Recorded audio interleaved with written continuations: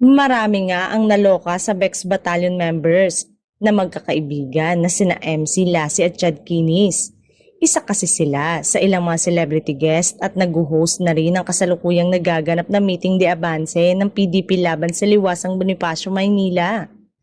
Gaya ng inaasahan ng marami, maririnig ng mga dadalo ang plataporma ng Duterte at iba pang mga kandidatong nasa ilalim ng partidong ito na pinamumunuan ni dating Pangulong Rodrigo Duterte. May mga nagkomento at pinakansila ang Bex Battalion sa It's Showtime dahil sa pag-endorso umano nila sa dahilan kung bakit pinagkaitan ng prangkisa ang kanilang network ngayon. Komento ng ilang netizen, dapat daw ay tanggalin na sila sa noontime show na It's Showtime ng Kapamilya Network. Matatanda ang 5 taon na ang nakakalipas buhat ng tanggalan ng prangkisa ang ABS-CBN noong May 5, 2020. Ito ay nagresulta ng pagkawala ng trabaho ng libo-libong kasamahan nila sa Kapamilya Network. May mga nagtanggol din at sinabing kanya-kanya ng preference o pinaniniwalaan ng individual kahit iisang istasyon sila ngayon. Dapat daw ay igalang na lang.